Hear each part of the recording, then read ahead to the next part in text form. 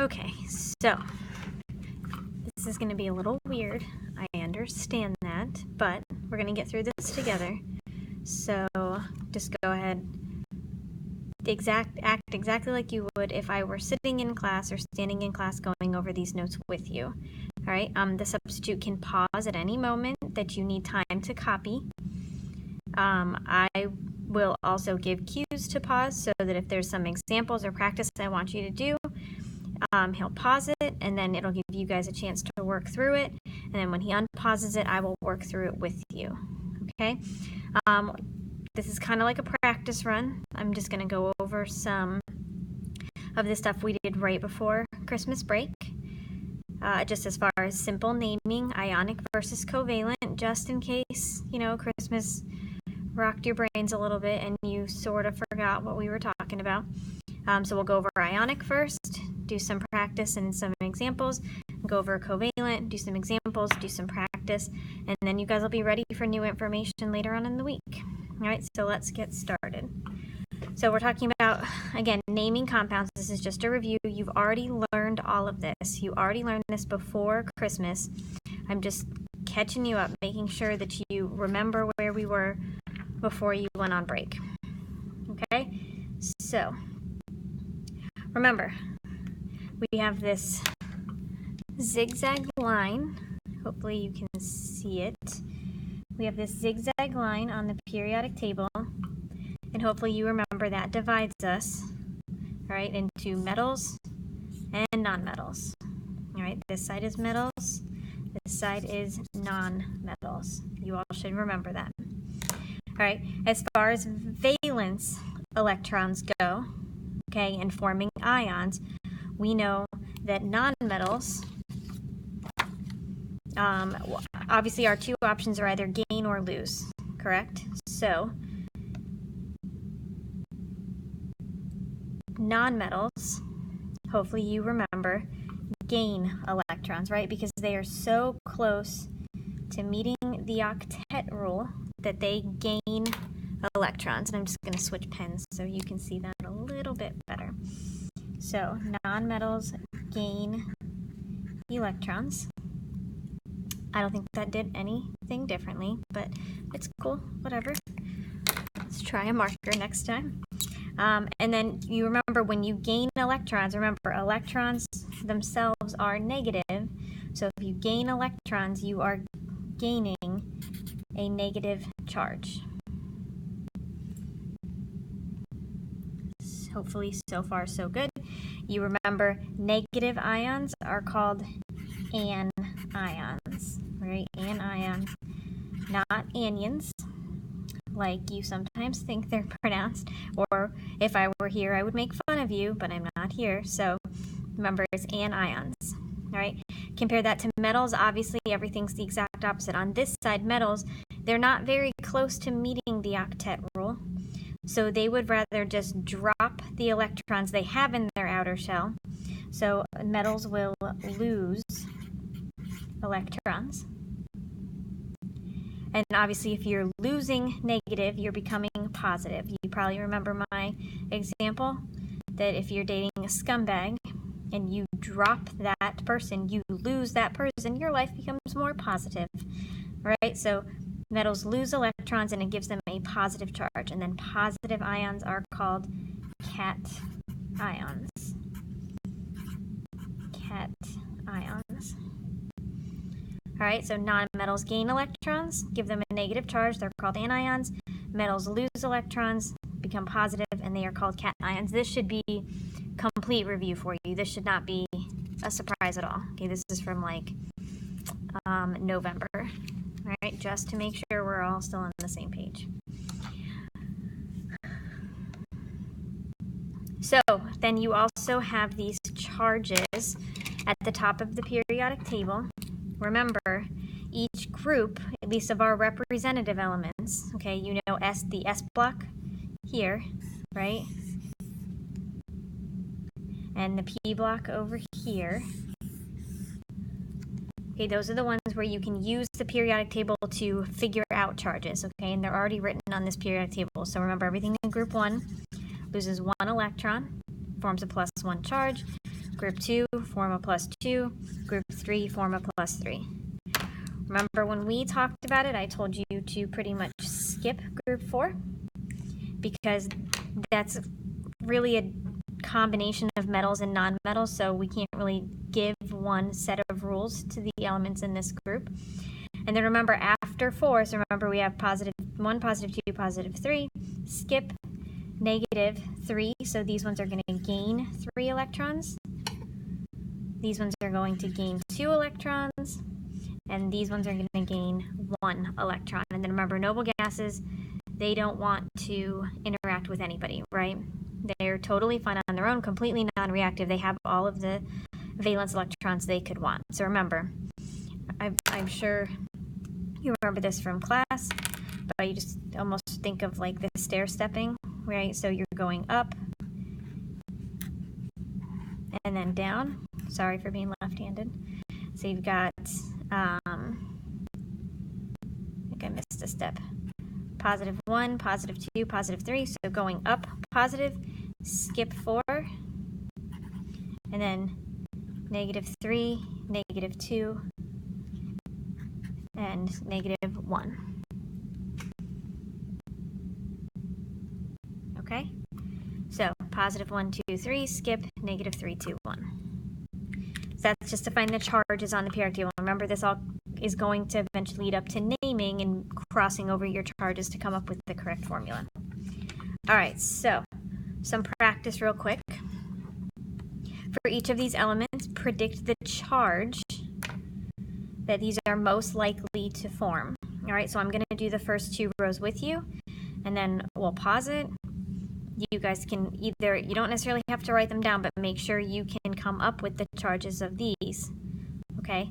And then when you unpause it, I'll go through them with you, okay? So remember, phosphorus, sorry, it's going to be on different pages. So phosphorus is right here, so you know it's in group 5A, meaning that it only needs 8 more electrons to become stable, or to achieve like a noble gas outer shell. So it's going to be minus 3, or 3 minus. Okay? The next one, sodium. Obviously it's way over here in group 1, so it's going to be a plus 1. Sulfur is, I guess I don't really need to cover it. Sulfur is way over here. It's got 6. It needs 2 more. So it's going to be a minus 2. Hopefully so far so good. So neon is a noble gas. So remember, they don't form any charge, right? No charge at all. They don't want electrons. They don't want to give up electrons. They're totally fine the way that they are. So no charge at all. Magnesium's right here in group 2A, so it's going to form a positive 2. And potassium's right here in group 1A, so it's going to form a positive 1. All right, so you guys go ahead, look at the rest of them. And again, you don't have to do them all or write them all down, but just make sure that you didn't forget how to do this. All right, so we're going to go ahead and pause it for a few seconds, or maybe a minute for you. It'll be a few seconds for me. And then I'm going to go ahead and write these in. Okay. So hopefully you were able to answer these pretty quickly. So I'm just going to go through them very quickly. You see calcium is right here. It's a positive 2. Bromine is over here. So it's a minus 1. And nitrogen is at the top of the minus 3 group. All right. You can follow along with your periodic table for the rest of them. So beryllium was positive 2. Oxygen was minus 2. Cesium would have been plus 1. Iodine is minus 1. Lithium is plus 1. Chlorine is minus 1. And then in these last ones, helium's a noble gas, so no charge. Fluorine is minus 1. And xenon's a noble gas. All right, again, so much, I mean, this should be, you should be bored to tears at this point, because you should know how to do this with no problem whatsoever. If you don't, my suggestion is to make sure you understand what's going on You have people in class that I'm sure will be able to help you, but make sure you can do this. Okay, so when it comes to naming, remember we have two sets of naming rules. We have ionic and covalent. So these are the rules for naming ionic compounds. So remember, ionic compound, which I'm just going to write kind of at the top here. So, or maybe I'll write it down here so you can see it. You can't see it there. Let's do it over here. So remember, ionic equals a metal plus a non-metal. All right, metal plus non-metal. So if you are looking at your periodic table like this, so remember, if our division goes right along here, and again, I apologize for being left-handed, there's nothing I can do about it. We draw our zigzag line in. So remember, this much larger side of the periodic table, these are all metals, and then this much smaller section over here, these are our non-metals. Okay, so metals, non-metals. So ionic has to be something from this side of the periodic table plus something from this side of the periodic table. Okay, so ionic is metal plus a non-metal. Just a review. Okay, so when we are actually naming these, the name of the metal does not change. If it's called calcium on the periodic table, it's called calcium in the name. Okay, you don't change the ending of those at all. The non-metals, remember, you just change the end of it. So it's the kind of the root of the element, and then you change the ending to "ide." So just some examples here. If we're going to form chlorine's ion, okay, so we know chlorine's atom is just Cl. Chlorine's ion, well, it's in group 7A, so it's got a -1 charge. So this is chlorine. This we would change the ending to IDE, so this would be chloride. All right, same thing down here. We know nitrogen by itself is just N, but when you figure out its charge, it's in group 5A. So it's actually going to form a -3 charge. So it's N-3, and that is no longer called nitrogen. That is called nitride. All right, so hopefully you didn't forget those rules. Metals, nothing changes. Non-metals, you just change the ending to IDE when it turns into an ion.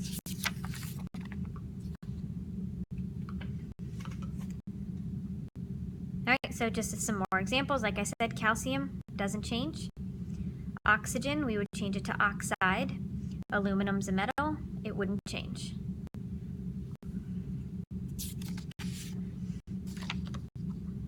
All right, so if we were going to name some of these.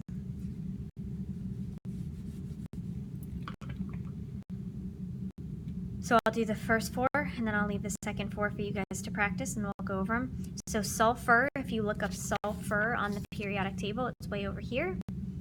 So it is a non-metal. So obviously it's going to go from sulfur to sulfide. All right, nitrogen, same idea. It's a non-metal, so nitride. Potassium, I'm just going to write same, right? It's not going to change because it's a metal. Oxygen changes to oxide. All right, so you guys can either talk through these or write them down if you want to, but I'll have you guys pause it for a minute, go over these 4, and then I will fill in the answers as soon as you guys have some time to answer them on your own. Okay, so lithium, hopefully you looked up lithium is a metal, so that's going to stay the same. Bromine is a non-metal, so it's going to change to bromide. I'm going to try to write a little bit bigger, hopefully you guys can see this. Chlorine is a non-metal, so it's going to change to chloride.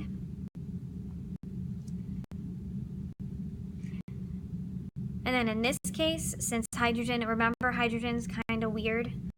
Even though it is a non-metal, we treat it like a metal in an ionic bond. So hydrogen would actually stay the same. Remember, hydrogen's a little bit different when it's in a covalent compound, depending on whether it's the first element or the second element. But for right now, hydrogen's name would stay the same. And later on, you're going to learn that it wouldn't even be called hydrogen anyway. That's going to make it an acid. And there are super fun naming rules for acids. And by super fun, I mean horrible, and you're going to hate me for it. But sorry, get over it. All right, so steps for naming.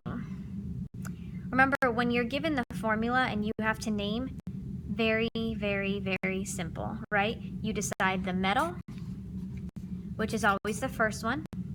You decide the non-metal, which is always the second one, and put the two names together. That's all you have to do. So like it says, write the name of the metal ion, which in this case is calcium. Write the name of the non-metal ion, which is bromine, but since it's an ion, it is bromide. So CaBr2 is called calcium bromide. There is nothing else to it, okay? Metal plus non-metal, calcium bromide. So a couple of examples. I'll do the first three, you do the second three. I know these are numbered 1, 2, 3, 4, 5, 6, but I'm just going to go down in the column. All right, so hopefully you know sodium is Na, so this is sodium. And then F, we know is fluorine, but since it is in an ionic compound, we just change the end to fluoride. All right, sodium fluoride. Next one, Sr, is strontium.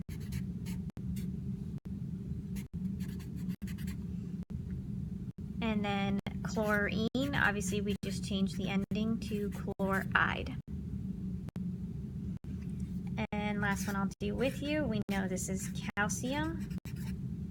And we know the second one is oxygen, so it's oxide. Good.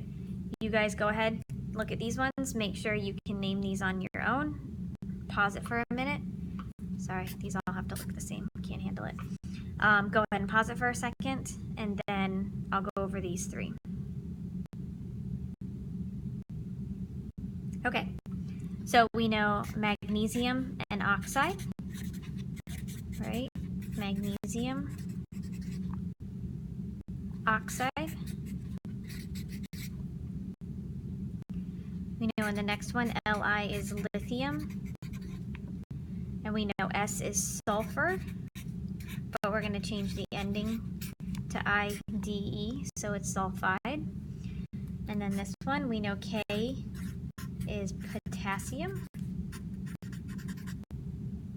and I is iodine, but we have to change the ending to iodide, to IDE. Sorry, there you go. All right, again, hopefully you're bored out of your minds, because you should be at this point. This is not difficult. You should know how to do this. Okay, so when it comes to determining the formula from the name, okay, so like it says, you can also determine the formula of an ionic compound from its name.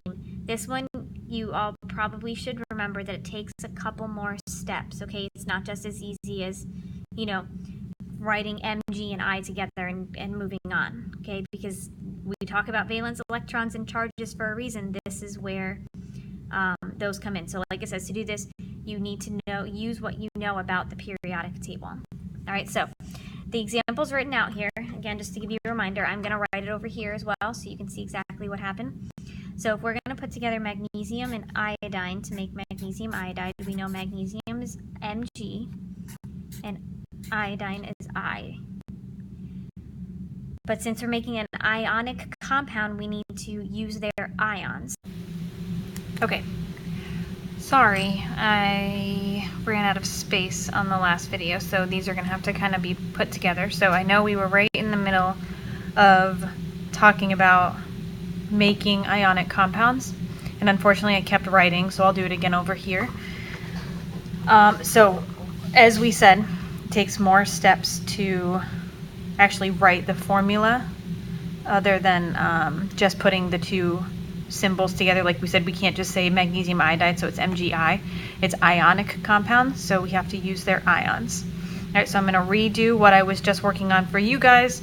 You just saw this. For me, it's been a couple of weeks since I recorded the first half of that video. So let me rewrite it. So we've got magnesium and iodine. So we know that's magnesium is Mg, iodine is I. And then again, ionic compounds. So we need to write the symbol of the metal ion and the symbol of the non-metal ion. All right, so we know if we use a periodic table, which I have the same one we've been looking at, that magnesium is right here, so it's a +2. So we know this is a +2. And then iodine is right here, and it's a -1. So we know that this is -1, or just minus. Remember, you can write it either way. All right, so symbol of the metal, symbol of the non-metal. Determine the charges using the periodic table, which we just did. Cross over and simplify if needed. All right, so if we cross over, we know that the 1 crosses over and goes to the magnesium, and the 2 crosses over and goes to the iodine. So when we rewrite that, remember they become subscripts, right? They started as superscripts, now they become subscripts. So we write Mg. Remember, we don't write 1s because it's just like math. When you write X, you don't write 1X, you just write X. You don't write the 1, so it's just 1 magnesium, Mg. And then the 2 applies to the iodine, so MgI2. Right, so magnesium iodide, that's how we got this answer here. Okay, you got to take your charges, cross them over.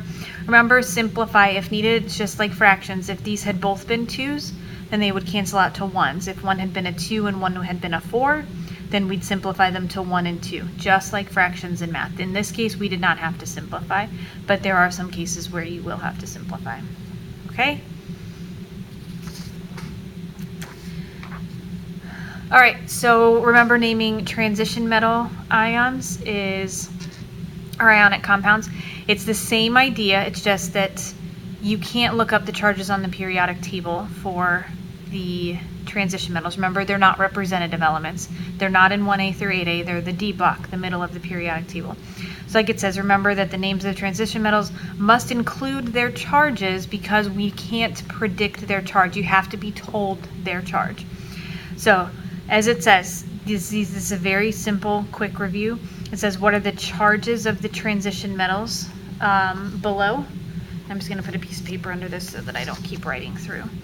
So iron with a Roman numeral of 2, not too difficult. We know the charge is a 2. And then if you remember correctly, we learned this before, that metals, okay, as it says down here, we know they are positive because metals are always positive, okay, always positive. You might want to make a note of that if that's not something that you remember. So this would be iron 2 has a +2 charge. All right, copper 2, +2 charge. Tin, remember IV is a 4, so this would have a +4 charge. And lead would have a +2 charge.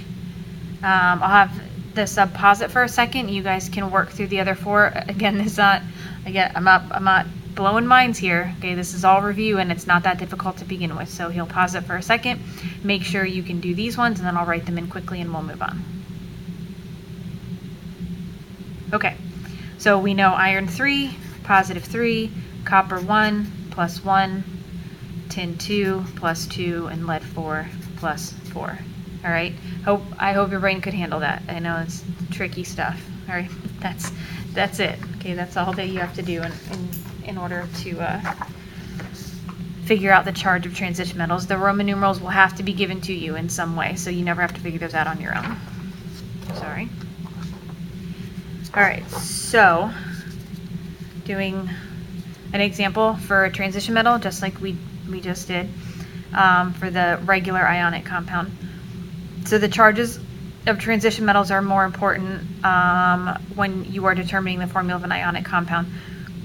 Mainly what it's saying is the Roman numeral is very important. The Roman numeral has to be there. If it's not there, you don't know which one's being used, so it has to tell you that. All right, so it's worked out here. If you get this, then you're probably fine.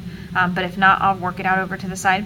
So if we have iron 3 oxide, so we know we've got iron and oxygen. Remember, The Roman numeral applies to the transition metal. Okay, that's the one you apply it to. It does not apply to the non-metal. Okay, not how that works.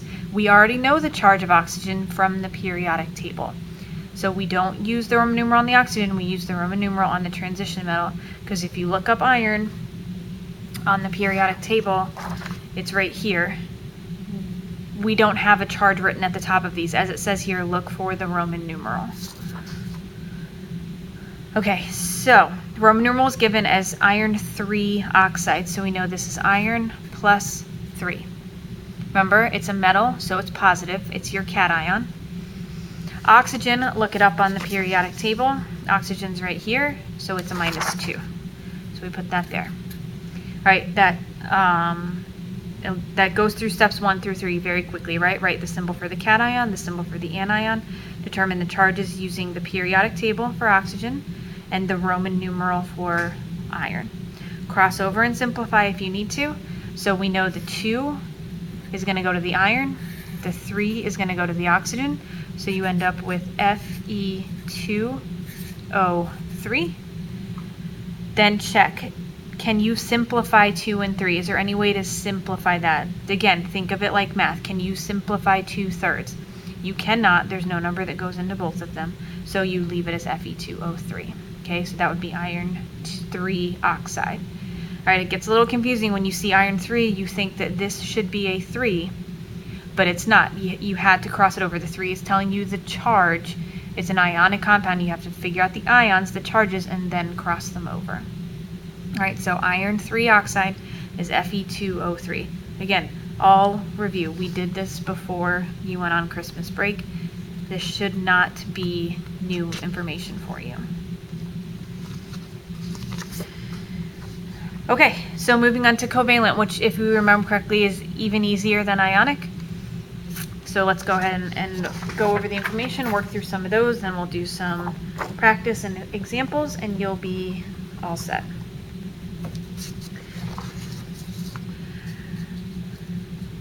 All right, so remember the difference between ionic and covalent.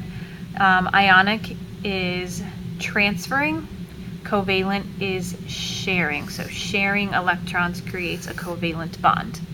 All right, we know this already. Up here you can see kind of our upside down Mickey Mouse head where those electrons are being shared. Okay, they actually exist in both outer shells of the atoms that are sharing them. All right, so like it says here, nonmetals can blank electrons to form a covalent bond. I know this is very repetitive, but it's just to make sure you remember nonmetals for one.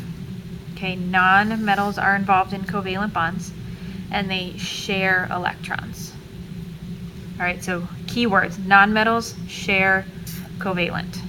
That's what you need to remember about covalent bonds. They occur between nonmetals, like it says up here, nonmetals, and they share electrons.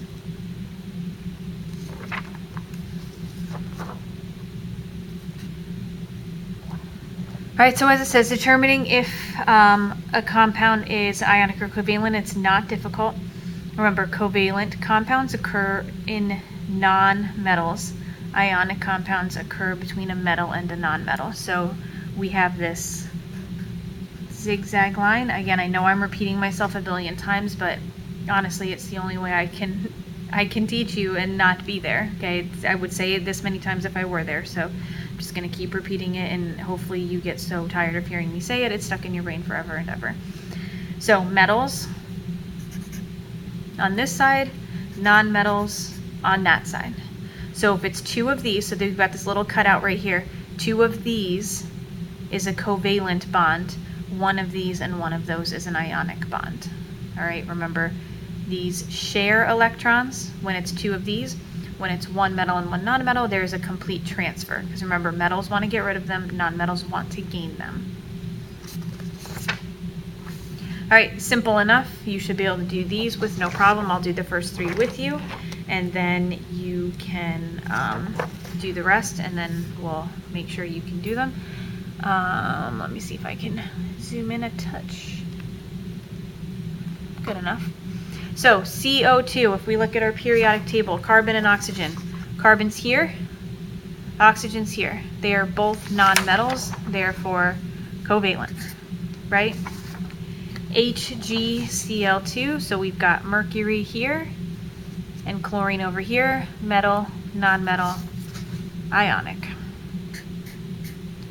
N2O, nitrogen, oxygen, right next to each other. Clearly they're both non-metals, so covalent. I'll have the sub give you, I won't give you anything, I'm not there, but I'll have the sub give you a couple of seconds to make sure you can do those other three, and then we'll move on.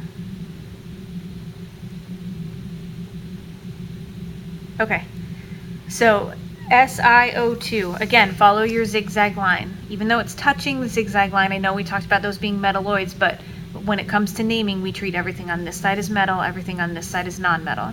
So silicon's right here, so it's a non-metal. Oxygen's right here, clearly a non-metal. So silicon and oxygen together, covalent.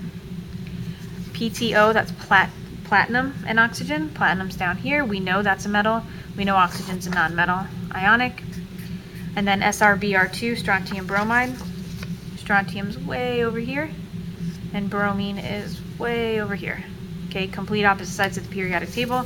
No question, ionic.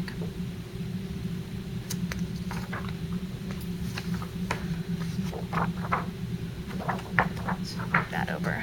All right, another review concept. We talked about these a lot before you went on Christmas break. Sorry, I'm just zooming back out so you can see the whole piece of paper again. So our 7 diatomic elements, remember diatomic just means they will always exist together. They're too reactive to exist as single atoms, so if they have no one else to bond with, they're going to bond with each other. These are all considered non-metals. Okay, even hydrogen. I know hydrogen's way over here, but we've talked about hydrogen. It doesn't follow rules. It's stupid. It does whatever it wants. So hydrogen's a non-metal, and then our other 6 are over here. So we've got hydrogen, nitrogen, oxygen, fluorine, chlorine, bromine, and iodine. Remember the way that we decided we were going to remember these, or the way I decided for you, because I think it's easier, is if you remember the term Brinkelhoff. So BRINCLHOF. It gives you all 7 of them. And we know all of these are diatomic, so they will never exist on their own. Okay, if you see just bromine written, or bromine gas written, it has to be Br2. It's not just bromine, it's the same for all of these. Fluorine or fluorine gas is F2.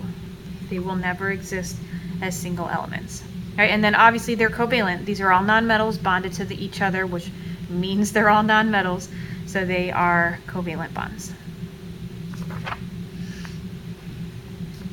Sorry, I'm trying to stay organized over here. It's not working out for me. Prefixes, you should already have these written down. I'm not going to leave this up for a very long time. Take a picture of it if you need to, but there's no reason why this shouldn't already be in your notebook. But remember, in covalent compounds, this is why they're so much easier. There's no crossing over. There's no charges. Remember, they're sharing electrons. We don't necessarily care about their charges because they're not ionic. We don't care about charges when it's not ionic. So we have our 10 numbers and our 10 prefixes to go with them. We should remember these, and I don't think I need to walk you through them again. Again, take a picture if you need it. It's on Edline. But this should be in your notes. There's no reason why this shouldn't be in your notes from before Christmas. All right, so naming from the formula. Neither one of these are difficult. All right, so if you're given N2O4 and I want the name of it, first thing that jumps out at you is you really feel the need to simplify those, but remember, there's no simplifying in covalent compounds. All right, it's just not how it works. So just remember that. I'll write it over here. You probably remember this, but in case, do not simplify. That's not going to fit there. Simplify. Let's do that. Do not simplify covalent. All right, I'll leave it at that. Never simplify covalent compounds. So the 2 and the 4 stay a 2 and a 4. They don't turn to a 1 and a 2. If it were ionic, you'd be 100% correct. This would become a 1 and a 2. But covalent compounds, don't simplify them. So N2O4, we know the first one is nitrogen and the second one is oxygen. Remember, the rules don't change. I'll go through them down here. Write the name of the first one just like you normally would, nitrogen. Write the name of the second nonmetal, but change the ending to I, so we know the second one is oxygen. We change that to oxide. And then, as it says, add the prefixes. So we know in this case there's 2 nitrogens, so we add di to the front. And there are 4 oxygens, so we add tetra to the front. Dinitrogen tetroxide. That's what this formula would be named. As it says down here, remember, you add the prefixes except mono on the first element. Remember, we don't add mono to the first element. So if we had N, let's say NO as our formula, well, we know, again, it's still nitrogen and oxide, right? It's just a different combination of them.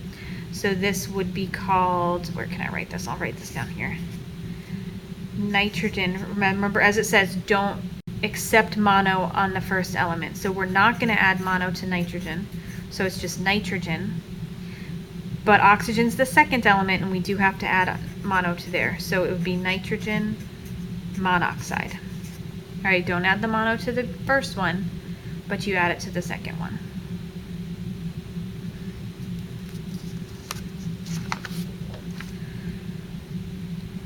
Okay. Ignore that line at the top. These aren't found in your notes. You're taking notes on them right now. So it says name the binary covalent compounds. So binary we know just means 2. We're looking more at covalent. So there's quite a few of them. So I'll do the first half with you. We'll have the subposit, and then you can work through the second half, and then I'll put the answers up. So let me zoom in a little. Maybe too much. Sorry, it's not straight. I'll try to straighten it out a little. Nah, whatever. It's okay. All right, so CO2, we know that's carbon. And we know the second one's oxygen, so it's oxide. Add your prefixes. It's just 1 carbon, so remember we don't add mono to the first one, so it's just carbon, and then 2 oxygen, carbon dioxide. Again, I hope you're bored to tears right now. You should be. Second one, carbon. And in this case, we know it's S, so it's sulfide. And then add your prefixes. 1 carbon means we don't add mono, and then disulfide, because it's 2 sulfur. Next one, we know P is phosphorus. Excuse my handwriting, but I'm writing fast because this shouldn't really take up a lot of time. Second one is bromide. Add your prefixes. No prefix for phosphorus because it's 1. 3 bromine, so it's tribromide. Notice same 2 elements. It's just a different ratio. So this time it's PBr5. So again, it's still phosphorus and bromide. Still 1 phosphorus, so leave that alone. And now bromide is going to get penta in front of it because it's got 5 bromines. So phosphorus pentabromide. So I'm going to leave the rest for you guys to try on your own. So I'll zoom back out so you can hopefully see them. I hope the screen is big enough and clear enough that you can see them. You guys work through these ones real quick. At least make sure you can translate them into words, and then I'll write the answers in quickly when we're done. Okay, so next one is phosphorus and sulfide. Phosphorus, sulfide, 2 phosphorus, so diphosphorus, 5 sulfur, sorry. So diphosphorus pentasulfide. Next one we know it's 2 nitrogen, dinitrogen, 1 sulfur. You have to add mono to the second element, so monosulfide. Again, I'll apologize a lot for being left-handed over the next 10 weeks. Dinitrogen monosulfide. Next one, 1 silicon, so no prefix, and then 2 sulfurs, disulfide, so silicon disulfide. NBr3, 1 nitrogen, so no mono on the first element. 3 bromines would be tribromide.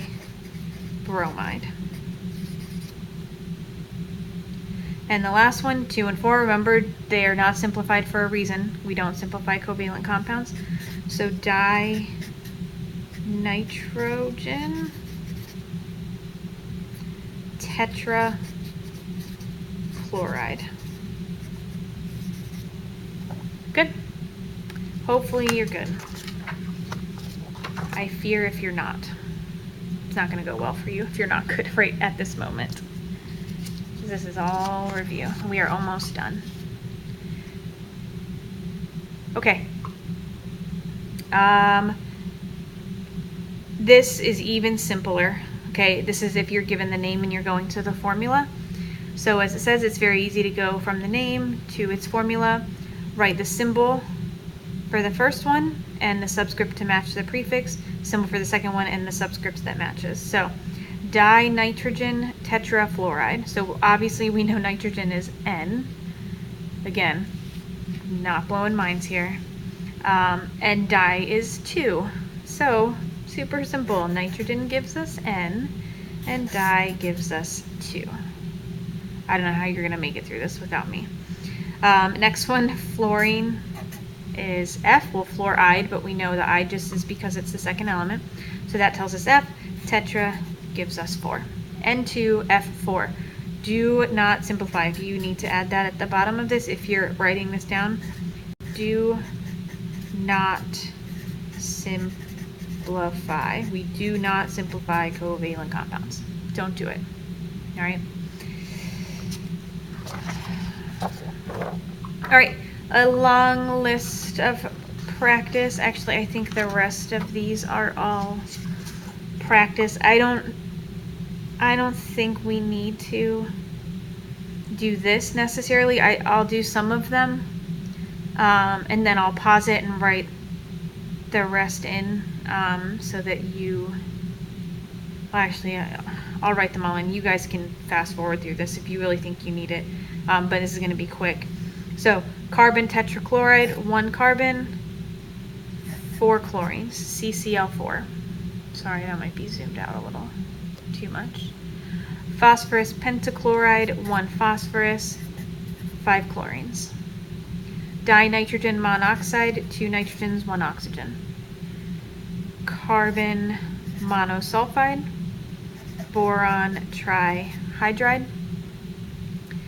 Disulfur hexabromide. Silicon disulfide. Phosphorus triiodide. Nitrogen trichloride. We're not going to do the other side. This is ridiculous. This is insulting your intelligence. I hope this is insulting your intelligence. Okay, so again, leave off the appears on the notes section because it doesn't appear on your notes. I stole this from the interwebs if you haven't guessed, so it appeared on somebody's notes, just not yours.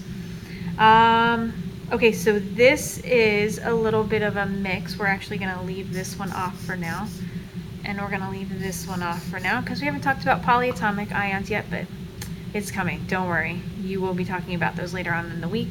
Sorry, there's a bug. I'm not having weird spasms. There was a bug flying around in front of me.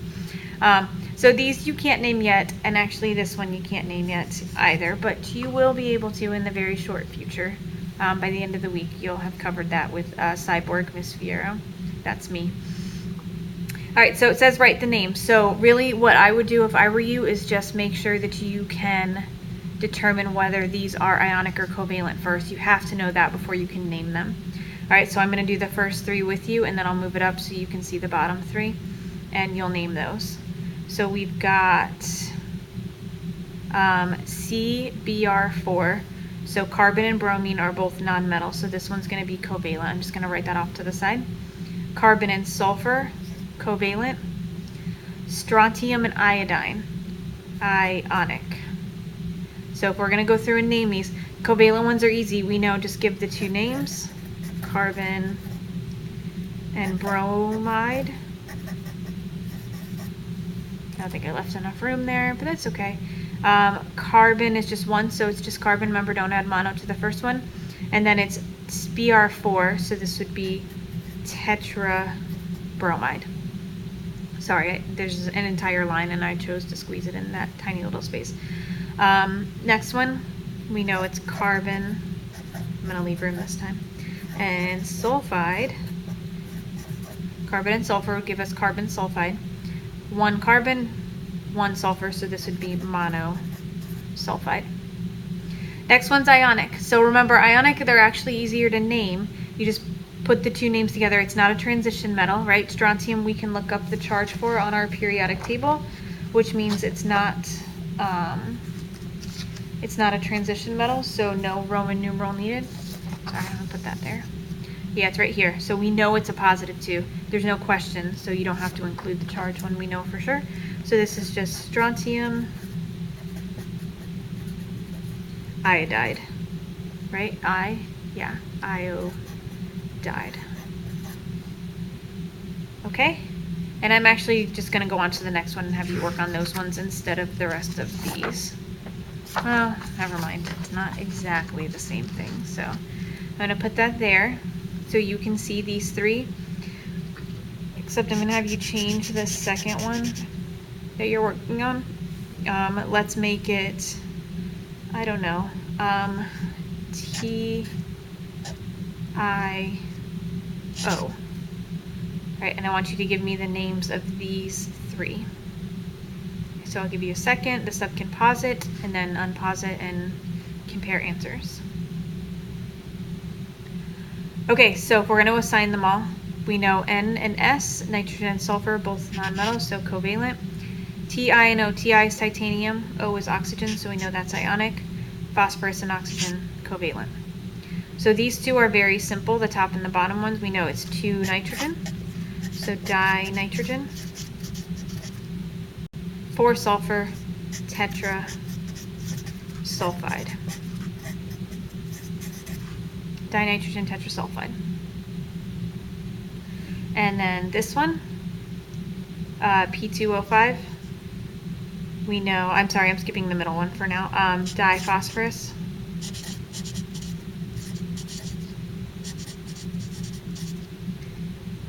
Pentaoxide. Or pentoxide, I guess. You leave the A off when it's oxygen. All right, and now for this middle one. So we know it's ionic, so we know it's titanium and oxygen, so oxide. But notice that enormous space I left in the middle, because titanium on the periodic table is right here, and the problem with titanium is it's a transition metal. So when it's a transition metal, remember for most of them we have to put the Roman numeral with it. So you need to figure out what the Roman numeral was. So it's going to take a little bit of working backwards. All right, so when these were crossed, clearly they are 1 and 1 right now. But remember, use what you know about the non-metal to determine what you don't know about the metal. So if right now these are a 1 and a 1, but we do know, and I'm going to get a different marker, that before these were crossed, oxygen was a -2. So what does that mean titanium had to be before they were crossed over? Again, if simplification happened and they turned to a 1 and a 1, that means that this had to have been titanium with a +2 charge. All right, titanium with a +2 charge had to have been what crossed with oxygen with its -2 charge in order to get these to simplify to Ti and O. So that means that this should be titanium 2 oxide.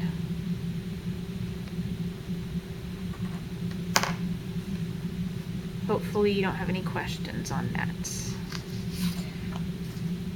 And then this last one, just the last set of examples, it's going from name to formula instead of formula to name. I suggest you do the same thing we did before. Make sure you know which ones are ionic and which ones are covalent. We've got this one we're going to cross out. So we've got 1, 2, 3, 4, 5, 6, 7. So I'll do the first 3 with you. You can do the last 4. So hydrogen monochloride, the second you see mono, you should know. And actually, the way we name this one is going to change in a couple of weeks, but for now, we know this is covalent. Barium and fluorine, we know barium's a metal, fluorine's a nonmetal, so ionic. And tin 2 sulfide. Tin's definitely a metal, so ionic. First one's very simple. We know it's 1 hydrogen and then 1 chlorine, right? Because there's no prefix on hydrogen, we know it's 1. Monochloride tells us it's 1 chlorine, so that's HCl. We'll figure out later why this is actually more commonly known as hydrochloric acid, but we're not going to do that now. But for those of you who are calling me out, you're correct. Hydrogen monochloride is not the proper name for this. It would be hydrochloric acid. We'll get there. Barium fluoride. So we know we've got barium and fluorine. Barium is a representative element. It's not a transition metal. It's right here. So we know its charge is a +2. Fluorine, non-metal over here, its charge is a -1. So we've got +2, -1. Cross our charges, the 1 goes to barium, the 2 goes to fluorine, BaF2. Tin 2 sulfide. So tin we know is Sn. It's giving us the Roman numeral, so it's telling us the charge is 2. Sulfide we know we can look up, it's sulfur, and it's a -2. So notice, we can cross them over first, because I know that's probably what I've been doing in class. So if we got SN2S2, but notice this is ionic, so simplification applies. So we actually would simplify the 2's, right? Just like in fractions, you can simplify 2 over 2, and we would simplify them both to 1, so it would just be SNS. All right, I'm gonna leave you with these last 4. Give you a second, write them in quickly, and then we are done with our first lecture, and you will have some time to work on the worksheet. Let me check, did I give you time tomorrow to work on this worksheet? Hopefully I was nice enough that I did.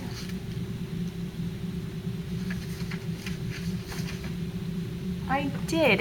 I'm so nice. You'll have time to work on a review worksheet tomorrow. All right, so work on these, and we'll go over them in a second. All right, so dinitrogen monoxide, clearly covalent. Carbon disulfide, covalent. Disulfur hexachloride, covalent. And then we've got platinum 2 chloride, clearly ionic. So these first 3 very quick.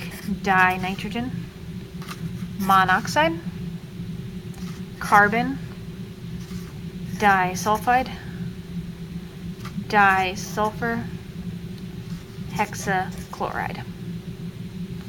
Last one, platinum 2 chloride. We know platinum is PT, chlorine is Cl. The 2 is telling us the charge of the platinum is a +2. We know we can look up the charge of chlorine, and it's -1. 2 and 1 don't simplify, so it just becomes PtCl2. And that is it for your naming review. So tomorrow you'll get some practice on this, and I'm actually going to have the subs show a crash course video tomorrow as well on naming. It'll give you a review of what we just did and then a little bit of an intro as to what's coming up. Okay, hopefully this wasn't super painful. I think this is going to work for the next 10 weeks, and then remember, you get to see my fantastic face after that for the rest of the year. All right, I miss you guys. See ya.